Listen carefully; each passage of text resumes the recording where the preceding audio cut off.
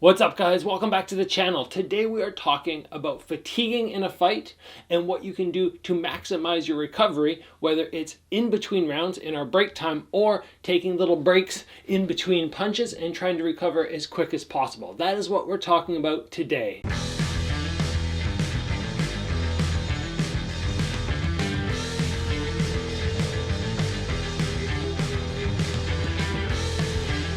So the reason we are doing this episode is somebody reached out to me, they sent me a request and said they were watching the first UFC event of the year where Giga fought Qatar, and Giga was looking so tired. And apparently, I didn't see it, but apparently his corner was saying to him, you need to take some breaks in the beginning of each round, really maximize your recovery, and then get out there and explode and really try and put this guy away, because I'm assuming he was behind on the scorecards, and that was the only way they thought he would be able to actually win the fight. But I want to talk about some other ways that you can maximize recovery, and we're not going to talk just simply about during the fight. We're going to talk about some tips you can also do in training camp to help. Now, the first thing I want to mention, and this isn't one of our tips, but this is just something I want to mention because I've talked with you guys about running, is if you are fading in your pad work, your sparring, in fights, very often I attribute that in one possible way to the type of running you're doing. And in my opinion, if you're running a long distance where you're keeping your heart rate at a steady pace the whole time, I go, that is so different than a fight. When we think of a fight, we're on the outside, we're taking a little break, we move in, we unload with really fast punches, we're trying to put somebody away, maybe a couple knees or something, our heart rate goes up, and then we step out. And our heart rate is up and down and up and down. And if that's what we're going to be dealing with as an athletic competitor, we want our cross training to be very similar to that. And this is the way I've always structured my running. I sprint the length of a soccer field, I jog the width. I sprint the length, I jog the width. It's an up-down pace. My heart rate is just maxed out. It's beating, it's beating, it's beating. I jog to try and slow it down and let it recover. And then right away, I sprint again. So if you have trouble with cardio and you find in fights you fade or fatigue, try to implement this into your running. But like I said, that's not one of our 5 tips today. That is just something that I want you to keep in mind. So tip number 1 is, instead of giving out advice to somebody like take the first minute of the round and kind of essentially run away, if that's what somebody's telling you for your recovery, in my opinion, that's a terrible strategy. Now, I did not hear exactly what Giga's corner told him, but if somebody says take the round off, the early part of the round off, and his opponent can tell that's happening, it gives them an opportunity in a sense that this guy's faded and maybe I should jump on him. So instead of disengaging and trying to use lots of footwork to move, I suggest instead making sure that you use some lighter shots throughout the round. Remember that you don't always have to be hitting hard. It doesn't have to be bam, bam, bam, bam, bam, bam. It can sometimes just be, and then maybe you throw one hard shot in, and then you go back to a couple light shots. Remember, you don't always have to hit with 100% power. It's going to make such a difference. You set things up, you look for openings, and then when you go, okay, this guy, every time I throw a left hook, there's an opening, then you set up, and then you power through.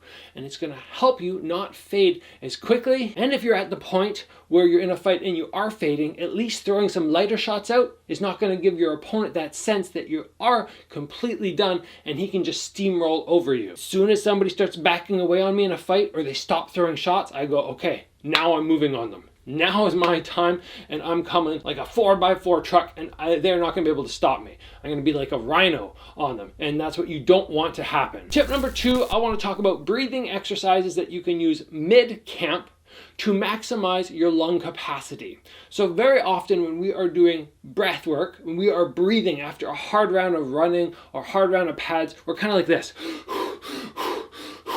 And I want you to think of our lungs. If our lungs are like this, like boom, they're really, really deep. We're probably only using the top half when we're like that. So what we can do with breathing exercises is try to fill the whole lung and then empty the entire lung, so that when we get to that point where we need to utilize that whole lung, it has been used and it has been stimulated in that way. At least this is the information that I was given when I started doing these breathing exercises. Now, I don't want to take you through the whole routine right now because it'll take a long time, but I already have a video put together, a follow along one that you can just do with me. But before you click on it, and if you want to keep watching this video, I'll just give you an example. Something that you might do is you inhale for as long as you can. You just go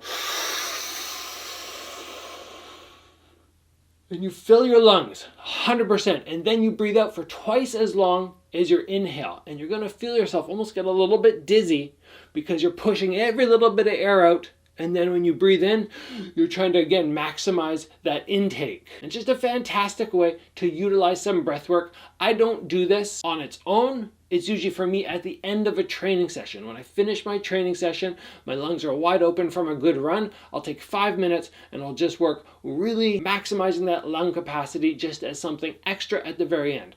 Does it help? Hard to say, because I've been doing it for about 3 or 4 years. My cardio is really good, but my cardio was really good before as well. So maybe it gave me an extra 1 or 2% advantage. And if that's all it gives me, that's enough. I will keep doing these breathing exercises and they might help you with your recovery. Tip number 3 is for in between rounds of a fight. So when you come back to the corner, if you're really faded, you're and you're like, I need water, or your coach gives you water and you start drinking, and it's going to minimize your recovery because there's a chance that you choke on your water, or as you're drinking, you're actually having to hold your breath. You can't really drink water and be breathing at the same time. It just doesn't work. So what you should remember to do, and what your coaches should know to hopefully do already, is when you come back, spend the first 15, 20 seconds lowering the heart rate. Once that's done, once they've given you some information and you've lowered your heart rate, then you take your water. And just minor errors like this, like drinking water too early in your break, can cost you the fight and cost you recovery time. And quick pause, guys, before we move on. If you are enjoying the video, if you like the tips that I'm giving so far, please give the video a like, get subscribed, and let's move on. Tip number 4 is about defense. If you think basically this is the time when I'm fatiguing and this is the time when I break, we're missing one element of all of the fight, and that's the defense. That's when I'm blocking. Now, I've talked with a number of people who fade hard when I spar against them, and I ask them, when you do 100% output or 80% output on offense, when you're on defense, how much output do you feel like you're giving? And they kind of go, okay, well, if I'm giving 80% here, I kind of feel like I'm putting out 70% here. And I say, no, that's why you're fading. That is way too much energy going out on defense. Now, there's a couple reasons this might be happening. Number 1, you are just so uncomfortable with the situation of defense that you're just panicking. You're in a panic mode, and when you're panicking, you're going to be exerting way too much energy. Number 2 mistake might be you're tightening your muscles. So when somebody starts throwing, you're just like, "Argh!" And when you do that, again, you're fading. So what you need to do, and I've said this so many times on the channel, is you need to prioritize defense drills in class. I'm not saying eliminate offense, but I'm saying you need to make time for the defense so that when somebody jumps on you in the fight, instead of going, oh, it's like 70% output blocking, you're just like, whatever, I'm putting out like 20, 30% output. And then out here, you're taking a full break. And then when you're punching, that's when you fatigue.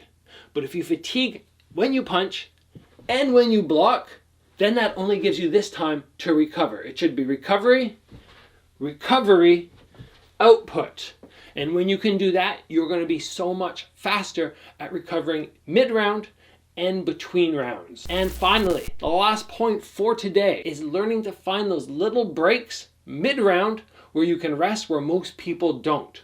For instance, I'm going to show you a little clip right here of me versus Kevin Ross where we end up in the clinch, and you can just see I drop my hands, I keep my head buried in tight to him, and all I'm doing here is knowing my head is safe, he can't touch my body, he might still be active and trying to initiate some sort of fight, which is still giving him some fatigue, but I'm on a break time.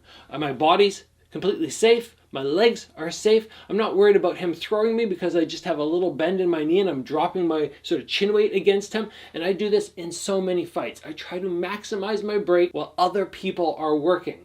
And we might only be talking a second or 2, or depending on the length of the clinch, sometimes even 3 seconds. But that time is super valuable, and every little moment you can get that is going to help you recover that much more is imperative if you want to avoid being like Giga and just being really faded. You don't want to be at that point where your coach or your corner is telling you you need to take off the first minute or 2 of the round so that you can try and explode on this guy and try and KO him. That is a terrible spot to be.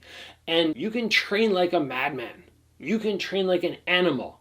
But if you don't utilize some of the techniques and tips I gave you today, your cardio, all the work you did will still not be enough to get you through the fight without fatiguing. It's just a fact. People who don't fatigue in fights, they have little tips, little techniques, little ways to take breaks. It's not just that they went out and ran something like 10K twice a day and did 1,000 push-ups and do all this crazy stuff. That's unrealistic. You have to train super hard, but you have to maximize your recovery. So in terms of important videos, this is one of the ones that is super important. I hope you guys enjoyed it. I hope you guys took some good information from it and will start utilizing this in your own training camps and in your fights. If you enjoyed the episode, guys, please give it a like. If you haven't already, join the channel, get subscribed. As always, train super hard. I'll see you back here soon for another video.